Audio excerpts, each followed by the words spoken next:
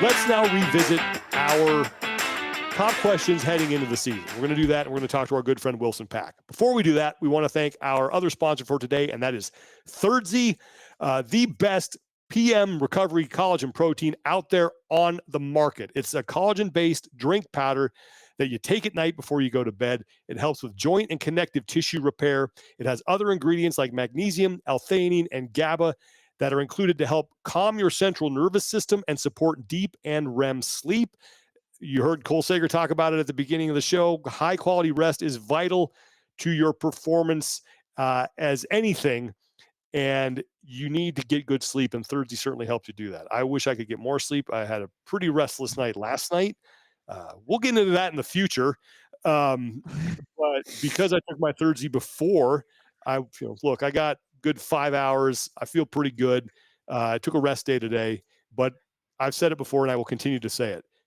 Thursday is the reason that I am able to get to bed at 10 p.m., wake up at 4 and go work out on a consistent basis at the 5 a.m. class, because I get good quality sleep and I feel energized enough to roll out of bed, take the restrictor plate off the old Red Dragon and for an hour before I snap, crackle, pop your way to the 5 a.m. class. Absolutely. Yeah. So Thirdzy, check them out. Thirdzy.com. Use our code TEF. You'll save 20% and you'll improve your sleep and recovery. They've been fantastic partners. Love their stuff. You guys will too. I know I've seen some people who have tagged us when they bought some Thirdzy, and we certainly appreciate that. Great people. Thirdzy. And if you take those supplements that is in Thirdzy, you actually save money. Yeah. Because collagen, magnesium, all of those. The amount of money that I was spending before on each individual supplement, you save by just taking Thirdzy. So there you go. Better. There's your tip to save a dime. TEF is the code. Okay, let's save more. Start going through our top questions for 2024. So these are the questions that we had going into the season way back in January. We'll start with number 10 and we'll go down to number 1 because some of these have been answered. Some of them are still up in the air. What super teams will emerge? I think the answer to that is we've got 2 or 3 maybe. We've got Invictus. We all know about that. Their pedigree. You have Peak 360. And then you had the crew down in Australia. Both of them, yeah. 2 of them. Yes. The Torian Black and the Mayhem team. You also have the European teams. The Krager Prestanda, the 2 Swedish teams. So there's a couple. It's about 5 to 6. And just remember, in the past, if you won quarterfinals, you finish first or second for the most part at the CrossFit Games. Like, it's pretty automatic. Small sample size, but it has held true over these past couple of years. So it should be a good battle between the teams that we just mentioned at the games for those podium spots, and probably a battle between Invictus and Peak 360 for the top spot. Mm-hmm. Number 9, will the Open continue to grow? It definitely continued. There was growth. I think we've talked about it before. It probably was not at the rate at which everyone wanted. And everyone I would primarily be referring to everyone over at CrossFit. They probably wanted more growth. Mm-hmm. But they had great viewership numbers on the announcements. So that's a positive. The answer, I guess, to that is yes, with maybe a little bit of an asterisk. That yes, but not as much as we had hoped. Yeah. Anything else you want to add to that? Fair. Okay. Pretty straightforward. Okay. Number 8. This is the one we're going to put a pin in, and we're going to come back to this because this is what Tommy spoke to Wilson Pak about. How will the return to partners running semifinals work out? Now, I think for the most part, I think everyone who ran a semifinal deserves a lot of credit. Yeah. Torian Pro, they did a fantastic job. Now, they've always been doing that. The French Throwdown had a fantastic environment. Lauren, you were there. You saw it firsthand. Mm-hmm. Despite the fact that West Coast Classic wasn't well attended or as attended as that I think the organizers would have liked, I think the event went off the way it was supposed to. Mm-hmm. Things looked good on the floor. Athletes seem to have a good time. And then I got to be on hand, as did Lauren, for the Knoxville event. And I thought that was fantastic. Wilson always does a great job. So I think for the most part, the partners who ran these events deserve an A. And these are not partners, but the broadcast level for the ones that were out of like the Asia, Africa, South America, phenomenal job there. Mm-hmm. Yeah, I agree. Yeah, we discussed that with some of our grading last week, and I think just we'll touch on it a little bit more with Wilson in just a sec when I spoke with him. But some of the details behind the scenes and how they operate is always good to see. Yeah. Okay, put a pin in that. Going to come back to it. That's number 8. Number 7, how will Fort Worth compare to other locations? That is TBD. Number 6, will CrossFit's leadership stabilize in 2024? And I think it has not been a very tumultuous. We've had some people added, but it doesn't seem like it's been a revolving door. We've had a new CMO come in. Yeah. And Jenna Alka. We're trying to get her. We're efforting getting her on the show. We're in talks to make that happen. But it doesn't. I think the answer to this one is more or less yes. Yeah, I mean, like, if we're talking leadership as far as like the C-suite stuff, yeah. Mm-hmm. I mean, some other people. There have been people that have been let go from CrossFit in the last 4 to 5 months. Tyson Oldroyd being one of them, but yeah, that's still a head scratcher to me. Yeah. Okay. Where are we at? Number 5. Are both Mal O'Brien and Haley Adams going to compete? No, just Haley did a phenomenal job in Knoxville. Number 4, this is another TBD. What kind of coverage / attention will the age group and adaptive championships get? We shall wait and see. We shall wait and see. Number 3, will this be a bounce back year for Justin Medeiros? So far, early marks look good. Yeah. And we talked about this in our, I think in our grades. I can't remember when we talked. Maybe it was our post show.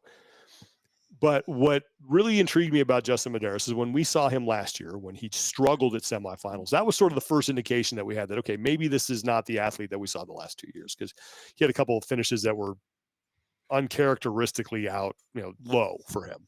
Yeah. This year, didn't win anything, which was his MO at the games. 2 straight championships, 1 event win, the fewest of any back-to-back champion or repeat champion in that span, a 2-year span. But it was so damn consistent. And here he is again in the West Coast Classic. Just those are the numbers that he would put up when he won, and he wins the whole thing. So I would say so far this is looking like it's going to stack up very well for Justin Medeiros going into the CrossFit Games. Yep. I agree. It's going to be a bloodbath any way you look at it, but he will definitely be part of the conversation. I think he will too. I was really, really impressed with him. Okay. Number 2, what other sponsors will join the CrossFit Games season? And then what will the prize purse be? So these are more or less answered. So I think we have, Go Ruck obviously was at the beginning of the season. Northern Spirit jumped in the semifinals.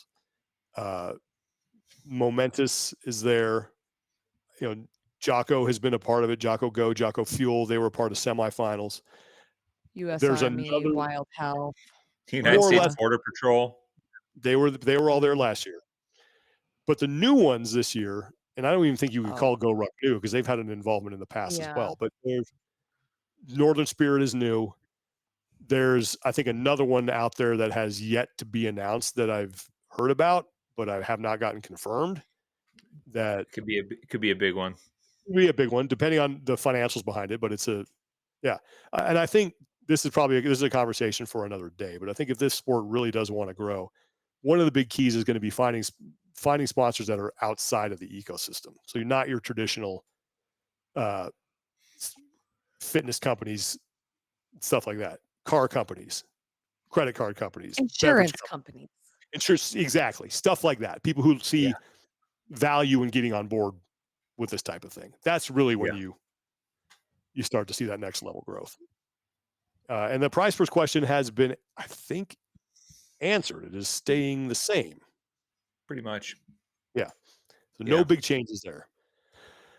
And then the number one question that we had coming into the season, can Laura Horvath prevent number 7? And right now,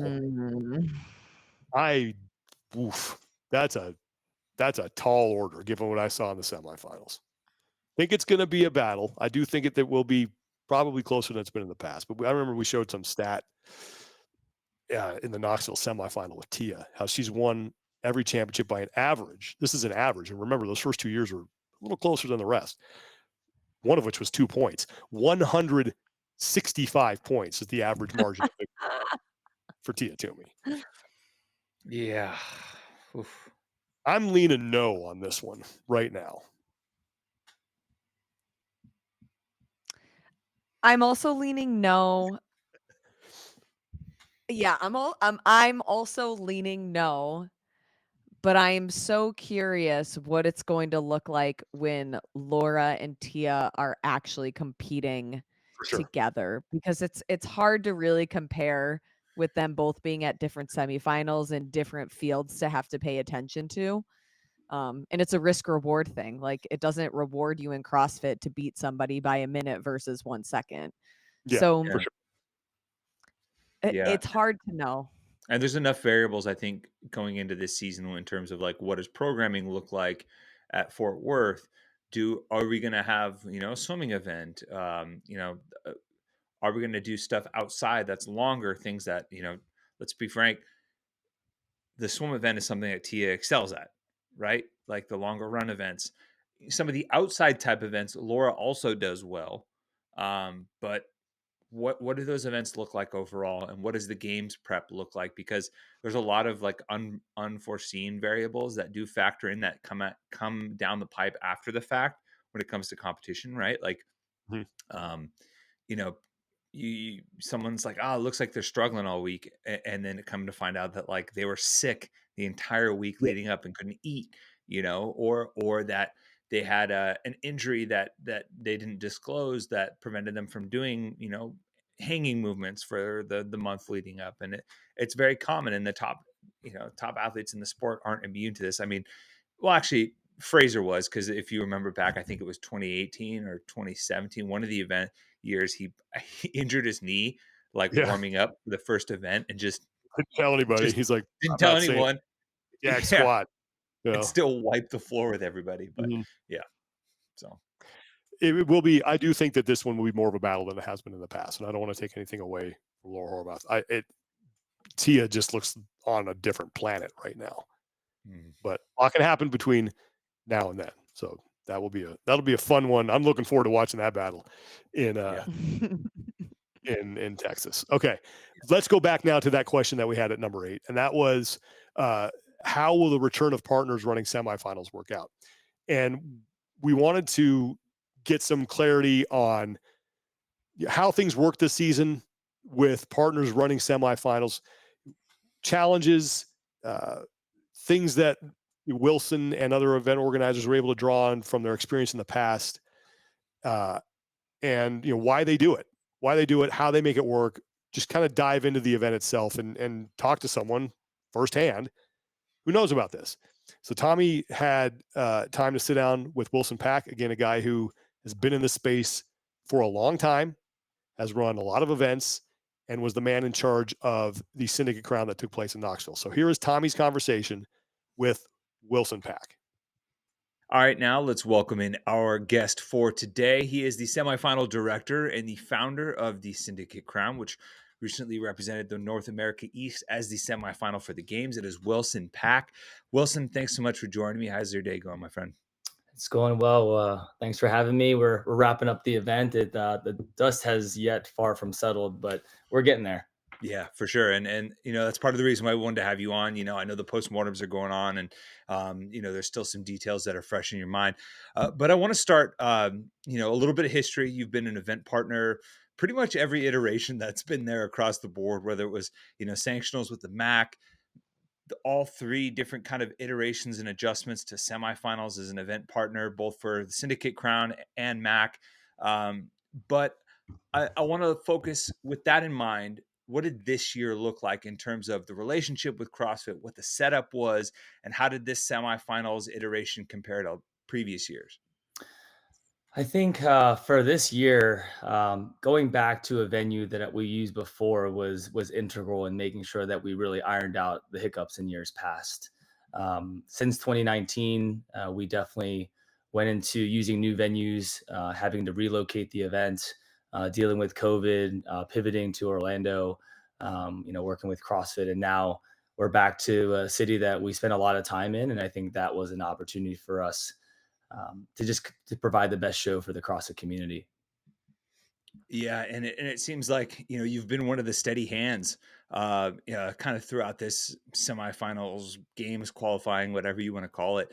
Um, and there's certainly no shortage of opinions in terms of what's going to provide the quote unquote the best for the sport, anything like that. But from your side, as the event director, what are maybe some of the challenges, the successes, or the things that maybe the average person or even us in the media are missing the mark on? Maybe we don't see it, maybe we don't understand it, but something that you can shine your light on, that like, hey, here's some things that I think are really important to this process that people should know about.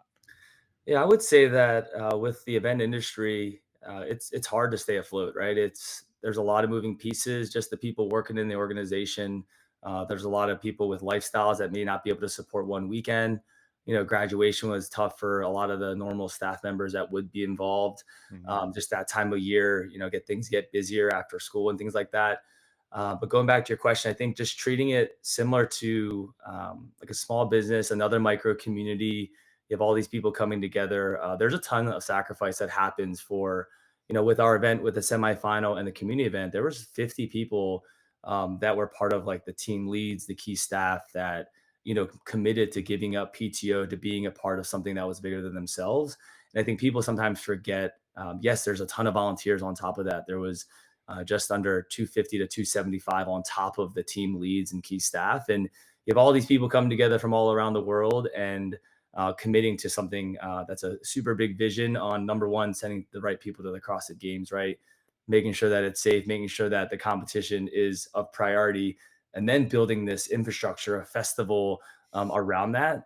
That was pretty amazing for this year that we didn't have in years past. For sure. It's almost like events, at least at this level, it seems like it's almost like tip of the iceberg. Like the most people only see the end product, right? Which is just really like a fraction of it. And I don't know, maybe it's inherent to this system or just how events are in general, but I'm always curious to see how can we maybe create a little bit more patience on behalf of you guys that are actually like putting yourselves out there and running these events with, the everyday, CrossFitter or people that are trying to support. But Yeah, and I think to your point, with the organization that I'm with and the people that support me, like outside of myself, no one's full time with the event, and so every person has a full time job that may not be in the CrossFit community or ecosystem. And if anything, most of the people who work for me for that weekend actually aren't coaching a class. They have day jobs that are not within the fitness and health sector. It's just a really good extension for them to get their hands on and building and just enjoy the micro community that we have. It's a summer camp for our team and getting together, so that reunion is always nice. yeah, can you speak to that a little bit more? Because I know your situation is, at least in general, like your history comes more out of the affiliate. I know we have a varying degrees of semifinal event partners and how they operate as a business, but like the size, scope, maybe history of like how you guys got here. Yeah, so I would say the culmination of this year, if I had to look back, number one, I coach and train at the 12 Laborers CrossFit. Like that is my community. That's where I go through a wall for. There's a strong group of individuals, team leads, and volunteers, and everyone in between that come and support me for that event. And that's just been like 10 years running, right? The Mid Atlantic Affiliate Challenge, which then was the MAC. I mean, that just kind of tripled and just doubled down year to year. Second, I think being in Knoxville, there's 3 gyms that really have supported me from day one, from MAC 2021 when we relocated from DC. One is CrossFit Courageous, CrossFit Elysium. Those 2 gyms supported the community event and running that event for me. I mean, that relationship, Zach Quayle and Jamison Price, those 2 individuals really helped spearhead that outdoor event to provide that festival. And then the Raglins with Rocky Top CrossFit, it's so great. They house all the drop-ins, all the athletes, the semifinals, the community athletes, because their gym can really support that type of infrastructure with so many people from out of town. They're only like 5 minutes away from the venue. I remember like 2 or 3 years ago, we sent like 30 or 40 rowers and bikes, and they unboxed them all. And it was just really cool to rely on those affiliates. And I think that's something that I put all this together, working at the games. There's a lot of individuals at the high level who are just consummate professionals who work Mhm. at that level. And some of them were brought onto our team. And so that was a really good level of encouragement from the competition side. Um, and then really, working other events like Wadapalooza and, things within the ecosystem. There's a lot of people who really want to commit their part-time life into the ecosystem of events. And I just kind of blended it all together to where the team dynamic still has to come first to make sure that um, everything is ironed out, because there is miscommunication. There is a lot of people, there's a lot of hands within the events for the weekend. And so I think the blend of those three organizations that happen kind of independently, I was just kind of the anchor and bridge for that. It's fascinating because we get to bump into each other at events, and I usually see you running around or on a forklift or something like that, and whether it's your own event or working for other organizations' events. I mean, just in general, what do you think the draw is for on these events side, because so much of it involves volunteers and people giving up their weekends and time and PTO and things like that to do something that if most people outside of the space looked at it would be like, why would you do that? Yeah, I would say it's the closest to like your college friends. I think it's like Mm. the Oh, okay. relationship. Yeah. The reunion of relationships is very, very powerful. And I think the event is just another micro community of your CrossFit affiliate, but kind of bounces around based on where the event moves. And I would say that's the closest thing. You kind of pick up where you left off. And outside of my college friends, the CrossFit community is probably the closest thing that I can say, either running the events, being a part of someone else's event, and just finding a purpose. Yeah, there's times where some of these events I'm actually just the forklift driver, and it's I enjoy it because I have a purpose. I'm serving other people. The event is bigger than myself, and you just realize that everyone has a very specific role. And I think when you find an organization where people stay within those roles and know that people are probably overqualified for a lot of these positions, right? But at the same token, I think being a small business, and my wife was a part of the event, my brother-in-law was a part of the event, there's just a lot of close friends who really support me and fly out for it when they may not even do CrossFit back at home. Yeah. So it's really, really cool to see just the relationships that are built, and just finding that support network is just what you see in the affiliate, right? For sure. Yeah, and there is something powerful about finding that sense of purpose or feeling like you're a part of something bigger than yourself too.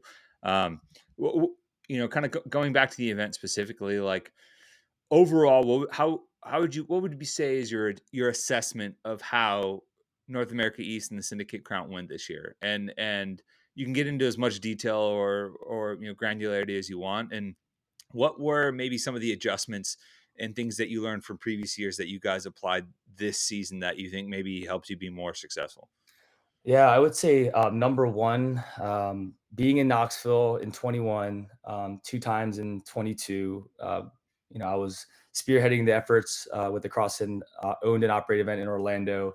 The energy this year was the closest that I felt to like 2017, 2018. Mm, The okay. energy, the electricity, the crowd. I mean, I don't think the broadcast did it justice, Yeah. but I can assure you that if you spoke to anyone who was boots on the ground in that Coliseum, there was so many moments where you had goosebumps, right? There's so many moments where Yeah. everyone's out of their seats, cheering for an athlete to finish a workout.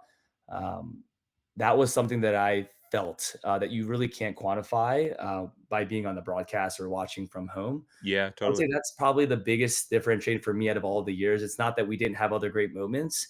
It's just there was a lot of roars and a lot of like shaking of the arena that we didn't typically feel in the past, whether it's due to attendance, whether it's due to COVID, just everything along those lines. Yeah.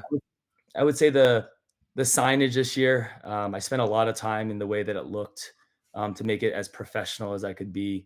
A lot of people noticed the welcome banner that was kind of the backdrop to the event, and that was 110 feet long and 26 feet tall, right? Yeah, And so, that's cool. just making sure that the background, it really highlighted our partners. It really highlighted a really good view for the camera and the broadcast. But yeah, just the way that everything was laid out, I think that was a level of scrutiny that I just wanted to hold myself accountable to. But really, I think the festival outside, we had a separate independent event in the community event that was running simultaneously with the inside semifinal event. And to be honest, that was probably my most memorable part of the weekend. I Oh, can tell you the community stage, it was, I remember there was activations going on for spectators to jump in. And, we had training camps like Mayhem and HWPO leading workouts for us. And it was amazing to see, 1,500 to 2,000 people during the break watching, this community event unfold. We had really great personalities. Rich Froning, Adrian jumped in, Boz, Rory jumped in. It was just cool to see what you typically saw at the birth of CrossFit, right? We yeah. pushed time caps in the community event to allow athletes to finish. Everyone came in onto the floor, circling the last athlete doing the last rep of the thrusters. It was just a cool experience to see what you wouldn't see inside in a semifinal. It was almost the complete opposite. And so that was really encouraging to see that spark still staying alive within like the microcosm of a local throwdown. Yeah. Do you think that that and the energy you mentioned at the forefront of the crowd were tied together? Because it seems like a natural kind of marriage between, hey, there's more people here for this community event, and as a result, there's more people there to support the athletes, or was it maybe something different that contributed to that better environment? Yeah, I would say that we built out the community event schedule to where people can go inside and outside during the breaks by Mm. design. And so you weren't going to miss the big heats. You weren't going to miss the 2016 snatch ladder. We created it to where, as a spectator, even if you weren't involved with the community event, it forced you out of your seat to go grab food outside. And we built Vendor Village in a way where the community event was the anchor. And it Mm. helped a lot that you could exit the doors and you're within 100 feet of all these food vendors, food trucks, apparel vendors, partners. And so it just was really nice that the proximity allowed for that to happen. Huh. And do you think that that is, and I don't know how much information flows between event organizers and how much CrossFit is facilitating that discussion, but it seems to me like the community event and having that sort of layout is almost a no brainer. Like I know that some events have done it, some haven't, but it almost seems like the community event is just a win win. Yeah, I think I'll be honest with you. In 2019, I remember the MAC was a sanctional, and we did both at the same time. And it was like Yeah, 800 athletes, and it was way over my head. We learned so much that year, and so in 21 and the two events in 22, we didn't do any community event yeah, because we need to go back to our roots and making sure that the competition, our purpose in the CrossFit season, was stamped, and that was perfect. And yeah, so, every year we learn on how to improve and make sure that those efficiencies are in place. And this was the first year that I felt comfortable adding that component because it was additional legwork that could be taken away from what's going on inside. So mm, there's a lot of organizations, there's a lot of people who could make that happen, but not at the expense of like the ticket to the CrossFit Games, right? yeah. Yeah, because 2019 that was with the dual floors, right? That was two floors on the what was that, the Armory? The It was DC in Armory? Washington, D.C. It was at the Armory, and Yeah. what I'll tell you is, I was there till like 5 a.m. It was raining. I was on a forklift. We did not plan the things that we needed to plan, and it was kind of my first time like jumping in deep. And I'm glad that we had that experience, but we almost don't want to do that at the expense of our staff. And Mm, so there's this moment where you realize you can do all these great things, but you're really stretching your staff thin, and that's where mistakes are made. That's where people may not come back the following year, right? Maybe their attention to the event is so deep that they can't serve their volunteers. There's just a lot of moving pieces, and you just have to find the right people that, one, have the highest level of professionalism, right? To have that attention to detail, are willing to sacrifice for someone else and make themselves vulnerable for the betterment of the event. And yeah, I think relying on these affiliates that built relationships over the last 3 years in Knoxville was the reason for the success of that. right? Their affiliate members, their affiliate coaches supported that event because a lot of the 12 Labors folks were inside the event, right? And so here we are building more communities within the bigger community. And I think that's the goal of all this, right? Is to make sure that the vendors are happy, the partners that are they're supporting the event on site. And I think that's what the festival of the community event drew for this past event. Yeah, totally. It's funny. I'd never been to Knoxville before we went a couple years ago for both events. Um, it's a cool town. Obviously, it's a college town, and UT is there. And um, is can you maybe speak to what like Knoxville as a host city brings? If someone's like, I don't know if there's a future there going forward or where it stands potential host events there, but it seems like they really want CrossFit to be in that city. Yeah, for sure. I think when, just in general, with tourism or CVB, Convention Visitors Bureau, if you go to a big city, you kind of have to show a proof of performance of like economic impact, right? And so like how many hotels, what's the restaurants going to look like? What's the food and beverage? So there's all these factors that kind of put a valuation on your event based on the number of attendees and things like that, right? So, where are these attendees coming from? Is it local? Is it out of state? Yeah. And so with Knoxville being a mid-city market, it was really appealable for the type of crowd that we're bringing and the number of spectators that we're bringing. I was very fortunate. Just the previous job I had before being in fitness, before I was in the affiliate, before CrossFit, I was in that world, and so I was able to bring a lot of those skill sets. Working, with an event management company for years, soccer tournaments, lacrosse tournaments, road races. So I was traveling the world 26 weekends for 3 years, like being away from home, to really understand and provide these platforms within like the youth sports market. And so my old mentor linked me up with Chad Culver, who's with Visit Knoxville, their sports commission, and he went to the Nashville regional back in the day. Oh. And he's like, I want this in my city. And they bid on it and they didn't get it year after year. And, I made a phone call to them, I did a site visit. And it's funny, the site visit that I approved was actually the convention center. And here we are at Thompson Bolin because of COVID. And here we are at the Coliseum. And so it's funny that the venue that I actually picked when we originally settled on Knoxville, I still haven't used it yet. So it's really interesting kind of how this came full circle. And the Coliseum is definitely, in my mind, here to stay. Working with the venue where they serve so many event organizers, right? They're just turning events through. You learn ways to like help bridge gaps, right? And our event being a little bit unique, having gone there a second time, knowing the landscape, we were able to really make sure that the house sound and the jumbotron and the broadcast, and then like where certain departments are going to house and where the production is and the forklifts, and it was really nice being able to provide consistency, right? And I think if you were to create that analogy with the CrossFit affiliate, like we're just consistent, right? We're really just getting a little bit better each time and like improving those systems and then making sure that we have the right personnel to support those systems. And I think that really showed this year, right? With like the level of production that we were able to bring it, we're just still turning the same plates. We just have more people, taking breaks to spin those plates. And I think it just really showcased this year what we've been doing.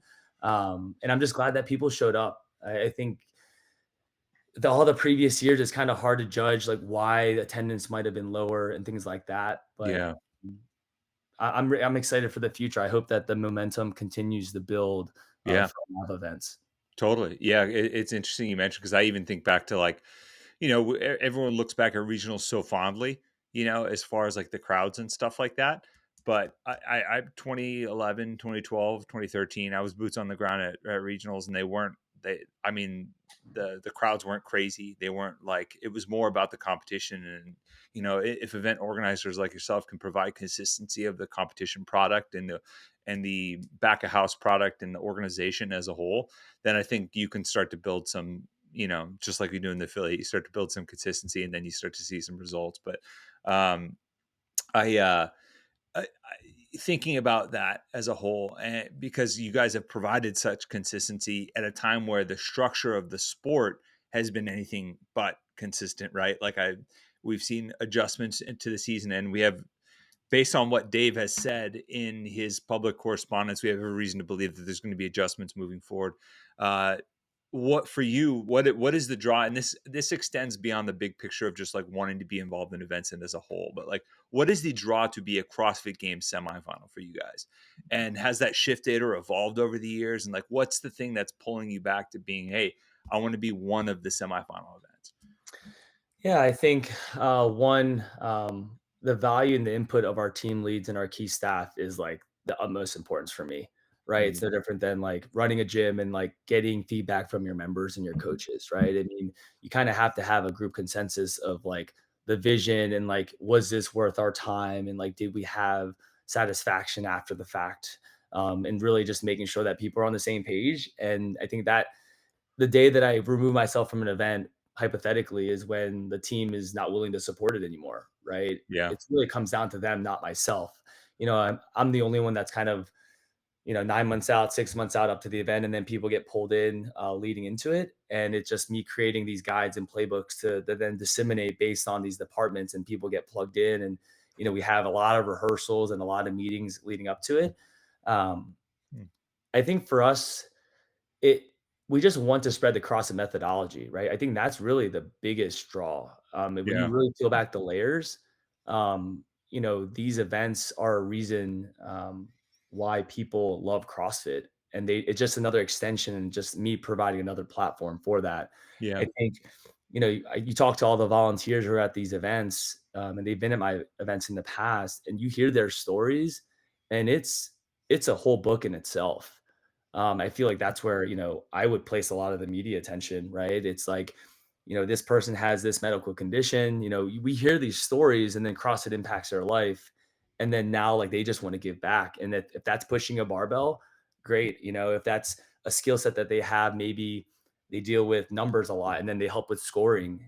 They're just using a skill set that they have that they can know and like take ownership of and then contribute to the event. So, Mm, um, I would just say that, people just take a lot of pride in just having a purpose. And I think that's why I take so much pride in this. I say this to my team leads the week leading up to the event, we're building, we're laying down mats. It's a lot of work. People, you have to have a specific type of personality to enjoy that, yeah. right? You have this laundry list of things with loaded and it's funny. The venue had a remark with me after the event and they said, this didn't even look like our venue. We Oh, completely changed the look of it, right? yeah. Like, outside of the wooden seats, from something built from the 1960s, right? We're talking about a venue that's 60 plus years old. We were able to transform it into something that was very palatable for the professional athletes. So, Yeah. yeah, just going back to your question, I think just it becomes an extension of the games, and it's just another touch point throughout the season to where we can get excited about something that has impacted us. And that starts with the open, and if there's additional touch points outside of that, I just hope that people can really embrace that for years to come. For sure. And I know you guys do a great job. I've been fortunate to, go to a multitude of the events. As far as like maybe looking forward, I know every year, like I don't know, like a lot of people speculate about the relationship with CrossFit in terms of like how involved they are, how involved they aren't, with programming changing and suggestions and everything like that. But as far as like moving forward, like looking to the future, like what would you say are your biggest points of like, hey, this is what I hope to see from the relationship with CrossFit and events and the sport as a whole moving forward? Yeah, I think the standardized programming was something that proved to be very effective. Obviously, there was still some local flair, i.e. Yeah, the run course. Um, yeah, CrossFit has just had so many years of experience in providing best practices with the competition. There's still hiccups along the road, but I think they do a really good job communicating to all these event organizers that may or may not have this experience. And so they do really provide a roadmap to make sure that competition is of top of mind. mm, From there, it's really on the event organizer to reach out to CrossFit on additional levels of support. If you ask, they're definitely going to connect the dots and respond. yeah, That's something I really appreciate. In the early days, I probably reached out a little bit more to CrossFit. I think now it's probably a little bit less, but there are times to make sure that everyone's on the same page. And so I think once again, the consistency, whether it's the broadcast partners, whether it's CrossFit Media, the press, you have all the competition team, you have CrossFit EDU, you have CrossFit affiliates. I mean, there's all these different departments of CrossFit that reach out to myself to like provide this within the live event. And so I know we talk about CrossFit as the CrossFit competition team, Yeah. but like I can talk about the CrossFit booth and all the great, EDU seminars that they did and the affiliate owner workout that we did and the VIP tour. And so there's so many different moving pieces within the CrossFit HQ, headquarters. I think sometimes we forget that there's more departments outside of just the competition team. And so Yeah. it's really on the event organizer to have and bring their level of expertise based on their market. I wouldn't be effective if I went somewhere else because I don't know that market. I don't know that landscape. I don't know that Yeah. venue. And yeah, it's proved, you look at the other 6 events, the 7 total across the world. And I like to think that all the events were very successful this year. And it's just getting a little bit better from the years prior. Well, I hope that happens. I know there's a lot of people that are heavily invested in the sport that hope that happens too. And I mean, man, it's good catching up with you, obviously, and it's always good to hear from the event side perspective because it never ceases to amaze me anytime I show up to one of these events. And on the media side, like if we're working broadcast, if we're not working broadcast, we show up relatively early, and we see people like your event team have been there for hours doing load in and setup and adjustments, and you guys are already running. You've got a double sized coffee already like halfway gone, and that's the stuff that I think gives a lot of us hope and excitement for the future. So thank you for that, and appreciate you taking the time to chat, Wilson. And hopefully we'll catch up in the future again as we start to get more info for the future and beyond, and get more of the event perspective. Yeah, no doubt. Thanks a lot, Tommy. Big thanks to Wilson Pak for doing that. I have said this a lot, and I'll say it here. If there were ever a CrossFit season that required live events as a series, Wilson Pak should be one of the first guys that you call to be put in charge of that. Absolutely. And I think it's telling that Wilson his expertise just doesn't just lend itself to his event. Like any of the major events in the off season too, he's usually someone that they call to come help and come be a part of it. Like he's been a part of Wadapalooza and a lot of the big events. Like even when they weren't doing partner events last year, like CrossFit's utilizing him as a resource because of what he's been able to do from a small business perspective, running these events and doing so for quite some time, whether it's, the MAC, whether it's the Syndicate Crown, and his involvement both as a trainer, formerly the GM of 12 Labors CrossFit. He's still a trainer there, and CrossFit Syndicate as well. I don't know if he still trains there, but he has been involved at a multitude of levels across the board, and he comes from an events background. So, he's just anyone who talks to him behind the scenes, like knows that he does it for the right reasons, and he wants to work with people to make sure that everybody can have a good experience. So, yeah, I've always been so impressed with the level of professionalism. Yes. The way his team is dialed in. I'm glad he brought up, the volunteers and everybody who takes time off to be part of that. Like people don't do that for events that don't know how to run, a basic competition.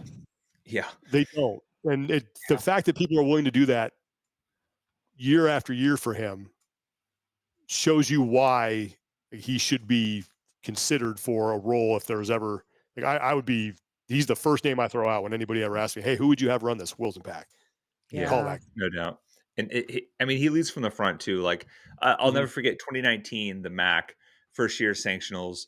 That was one of the events that IMG got involved with when they were trying to do the media rights for a lot of the events, and we got to call that. And I remember it was we talked about it in the interview, obviously, but with Wilson, but it was at the DC Armory, kind of like an iconic venue. They had 2 floors going, and we got there super early because we were trying to figure out some stuff because I think there was some flight delays the day before. And we got there at like maybe 6 a.m. And I remember like they were there, and I'm like, "Have you guys left?" He's like, "Not really." He's like, "But I'm just here." It's like we're gonna do what it takes to make sure everything's squared away. I'm like, and he's out there on a forklift, running things around, and like he's like he's not just like pointing fingers, like he's out there doing it for sure. So, all right. Well, hopefully you guys enjoyed that. Gave you some good insight onto what goes on into I should say running an event. All right. Before we wrap up here, we have any community support we need to get to? Not off the top of my head. No community support. All right. We will just throw this out there again. Hey, if there's anything out there you guys got going on, we will we'll help you with that. Actually, there is one thing here. It's kind of a community support thing that I need to let me find it. I'm going to vamp here for a second. Tap dance. Okay. Yeah. This is something that I want to help my good friend Jason Kalipa at NC Fit promote.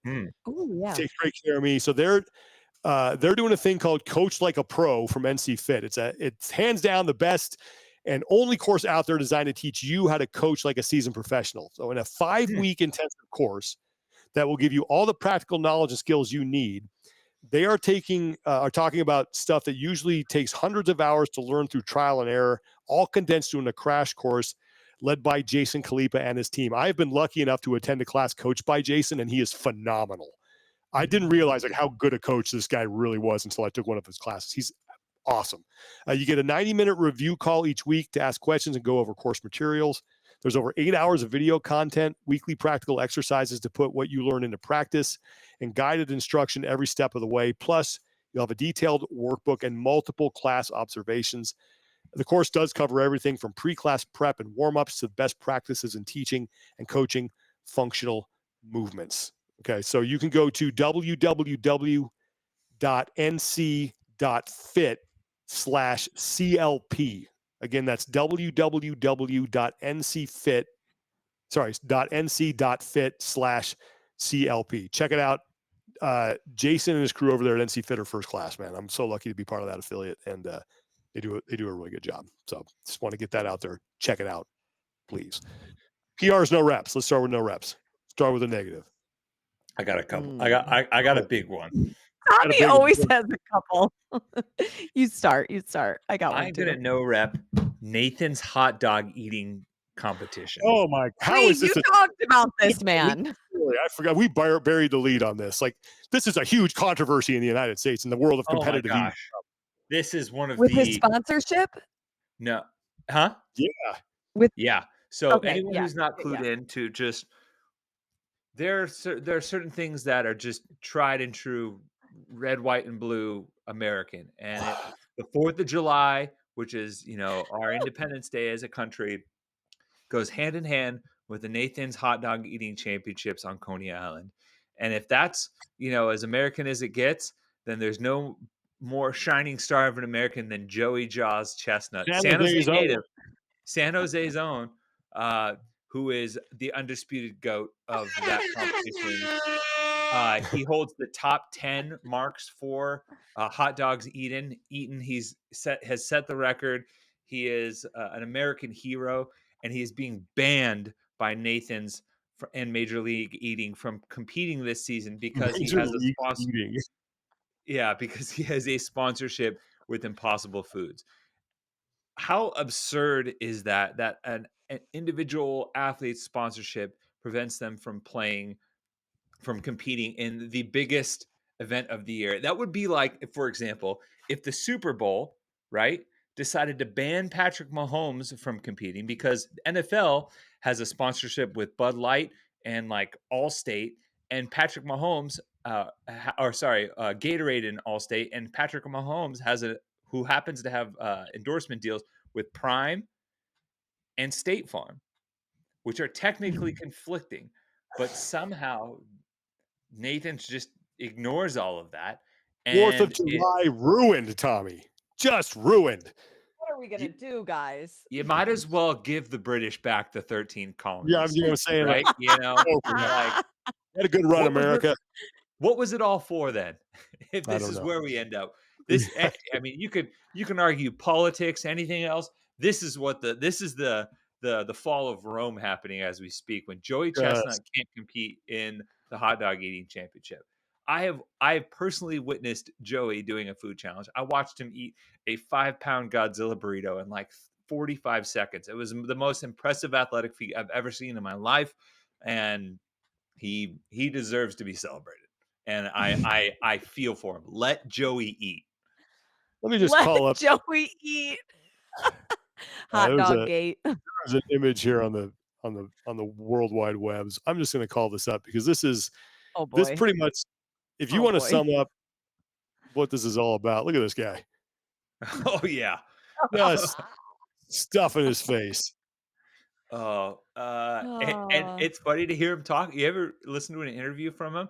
I mean, he takes his craft seriously. You talk to him like, can we get him on the show? Can we get him on? Ooh, maybe. That'd be Let's fun. try. That'd be fun. It's elite fitness to be able to fit in this hot dog in my gut. This hot dog in my gut. Yeah. A couple of oink cylinders, you know what I mean? I thought it was funny that you used the term hand in hand on 4th of July, because usually that's the holiday where a lot of Americans lose the use of a hand because of yes, exactly, with the some bootleg fireworks. But and I mean, listen to Joey talk. He was like, "Oh, these are fast buns. If the buns are fresh, those are fast buns. Or if the temperature is just right, you know, it all plays into how you eat." All right, no rep to Major League Eating. Yep, Lauren. Ooh, okay. I might get a little hate from this, and that's okay. That's okay.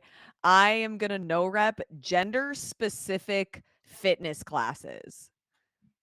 I do not understand why this is still a thing. If I want to get a nice pump, why can't I go to the bro sesh? Why do I have to go to the ladies sweat? I don't want to sweat. I want to lift. I have no idea. Yeah, that's. And I just don't know why this is still a thing.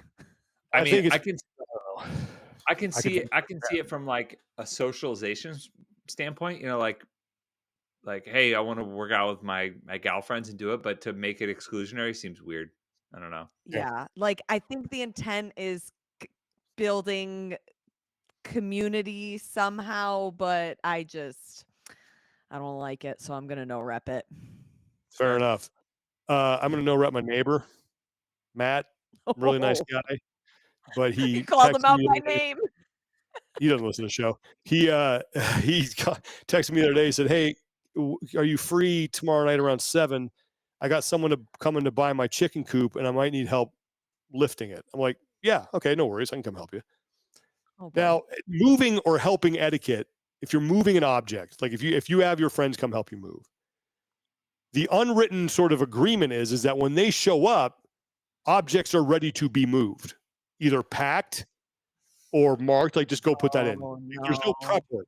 So I go up there, and these two people have a U-Haul, 17-foot U-Haul, and this chicken coop is gigantic, right? And as I walk up at 7, I'm on time. He just started pulling this thing apart. I'm like, how long is this going to take? Because this is like a legit structure.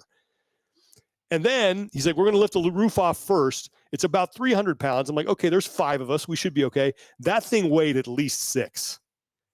And we had to move the truck multiple times to get it lined up. It was an absolute fustercluck. And an hour and 15 minutes. The clock. Yeah, it's on brand with the chicken coop.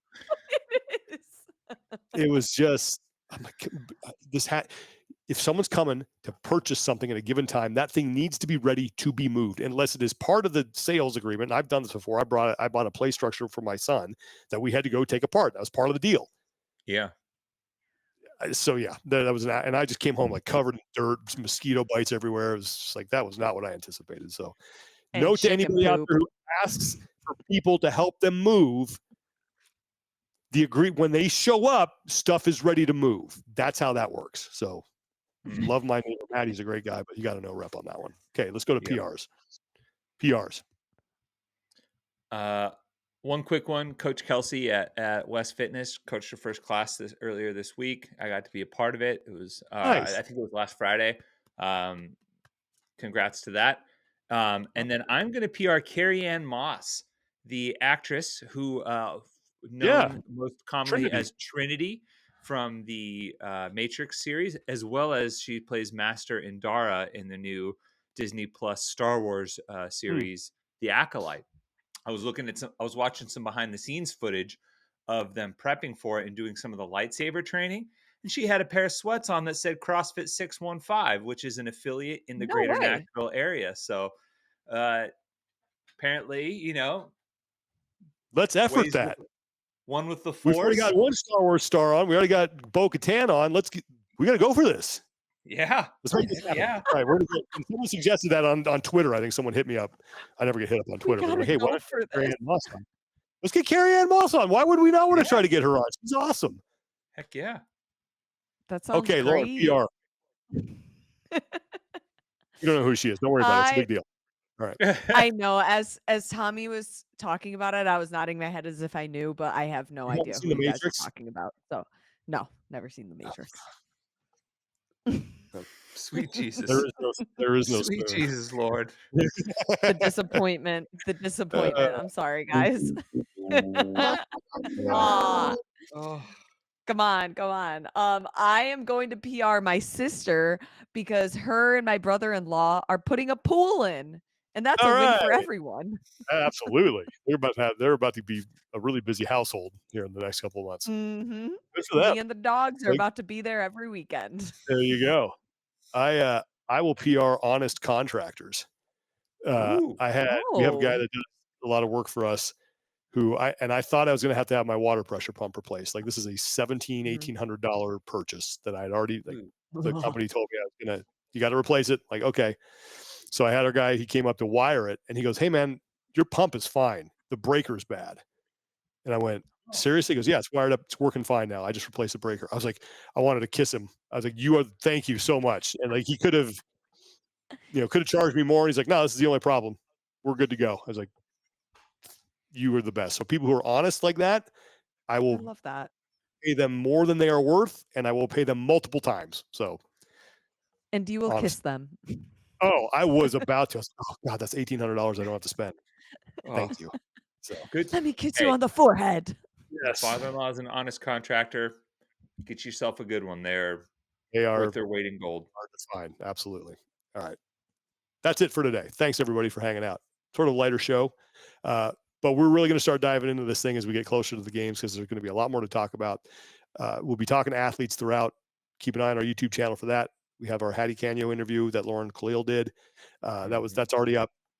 We're going to have Amy Kringle next week. She's also qualified for the first time, just like Hattie. And Death By will continue. These shows will continue. And probably ramp things up as we get closer to the games. So thanks so much for hanging out, everybody. Thanks for watching. Thanks for listening. Thanks to Garmin. Check them out, Garmin.com. Thanks to Thirdsy.com. The code is TEF. You'll save 20%. And go check out that NC Fit Coaches program. Definitely be worth your time. All right. For Tommy Marquez and Lauren Khalil, I'm Sean Woodland. Take care of each other. Be better. And we will talk to you guys soon.